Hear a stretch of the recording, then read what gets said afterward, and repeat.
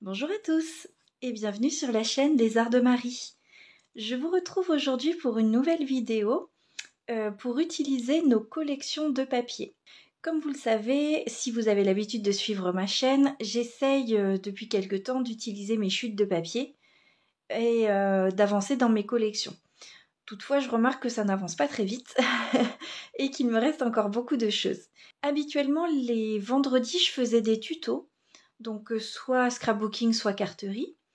Mais il y a déjà pas mal de tutos sur ma chaîne et je me suis dit que ça pourrait être sympa de changer un tout petit peu le concept pendant quelques semaines. Donc je ne sais pas sur combien de vidéos, mais de faire des vendredis utilisation et fin de collection.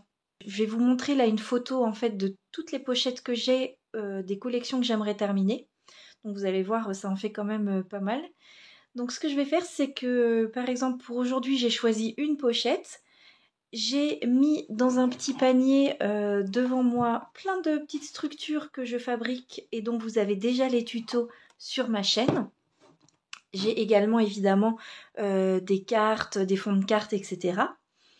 Et ce que je vous propose, c'est donc avec le paquet que j'ai choisi aujourd'hui, de trier ce qu'il y a dedans, d'essayer au maximum d'utiliser tout ce qu'il y a dedans.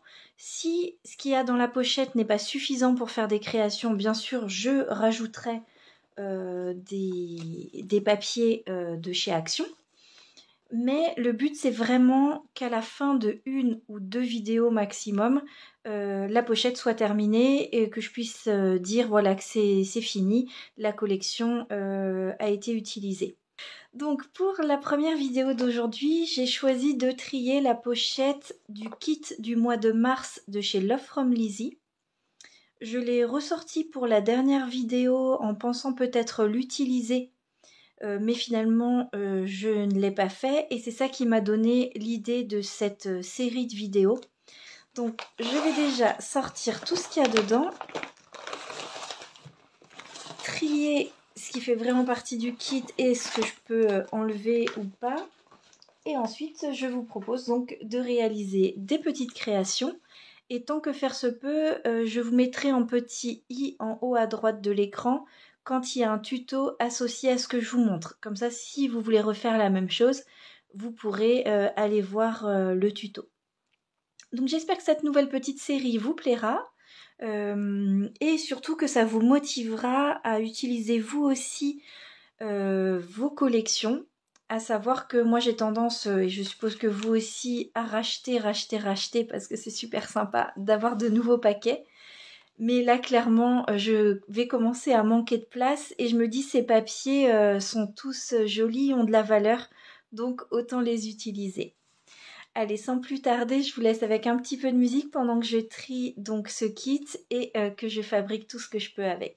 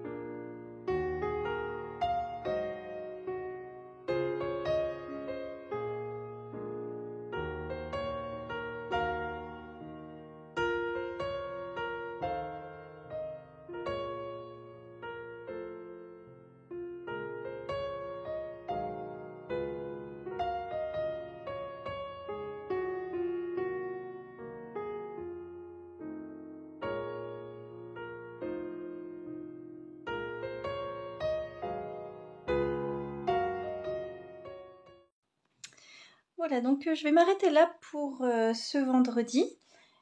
Je vous remontre juste donc ce qu'on a pu réaliser ensemble ce soir. Donc ce petit carnet décoré donc, que j'avais fait précédemment avec une agrafeuse long bras. Donc, qui m'a permis d'utiliser des petites chutes qui me restaient dans des formes un petit peu particulières ou vraiment toutes petites. Et également un die cut sur le thème donc, de la randonnée. Donc voilà déjà un premier petit carnet. Ensuite, ce petit carnet, ça je ne vous l'ai pas encore montré en tuto. Donc là où j'ai pu coller pas mal des petites découpes de la collection, utiliser encore des petites chutes. Notamment ici, il me restait un demi-cercle que j'avais découpé mais que j'avais pas pu utiliser lors de la précédente utilisation de cette collection. Et pareil, là j'ai pu utiliser une petite chute, une des décos, des petites bandes. Donc juste pour celui-là, si jamais vous êtes intéressé pour le refaire, je vous montre très rapidement les dimensions. Vous coupez un papier à 15,5 par 14,5. Ensuite, vous pouvez faire des plis à 7,5 de chaque côté. Ça va vous donner un petit rabat au milieu. Donc ça que vous pliez qui fait la forme extérieure. Et pour les pages blanches que j'ai agrafées ensuite ensemble, tout simplement je les ai découpées à 14 par 7 cm. Voilà, donc je ne vais pas faire un tuto exprès juste pour ce petit carnet parce que c'est vraiment quelque chose que je fais moi pour avoir dans le sac à main. Je peux écrire des listes de courses, des choses à faire, des petites pensées ou des idées pour des vidéos YouTube quand je suis par exemple dans une salle d'attente ou quoi que ce soit. J'aime bien avoir des petits carnets. Et là je me suis dit pourquoi pas noter mes idées vacances pour les prochaines années. Donc, maintenant que je vous ai remontré un petit peu ce qu'on a fait, je vous montre ce qu'il me reste. Donc, il me reste 2 feuilles un peu plus grandes et pas mal de découpes. C'est pour ça que j'arrête là la vidéo parce que je voudrais vraiment prendre le temps d'utiliser toutes les petites découpes ainsi que ces petites décos qui me restent. Par contre, pour ce qui est les décos bois ou les découpes là de la collection, évidemment, ça, ce n'est pas grave si je ne les finis pas, puisque ça va rejoindre mon stock de scrapbooking habituel. Voilà, donc j'espère que ce nouveau petit format de vidéo où on va se concentrer sur la fin de nos collections vous plaira. Je ne sais pas combien de temps je vais faire ça, mais en tout cas, c'est la petite idée pour la rentrée. Donc j'espère que vous m'accompagnerez pour essayer vous aussi de finir vos collections. Je pense que ce sera à chaque fois 1 à 2 vidéos maximum par collection pour pas non plus que ce soit trop répétitif. Et j'essaierai toutes les 2 ou 3 semaines évidemment de faire quand même des nouveaux tutos pour finir ces collections, qu'on ne se lasse pas non plus à refaire tout le temps les mêmes structures. Je vous souhaite une belle fin de soirée, un très bon week-end et je vous retrouve dimanche pour la prochaine vidéo.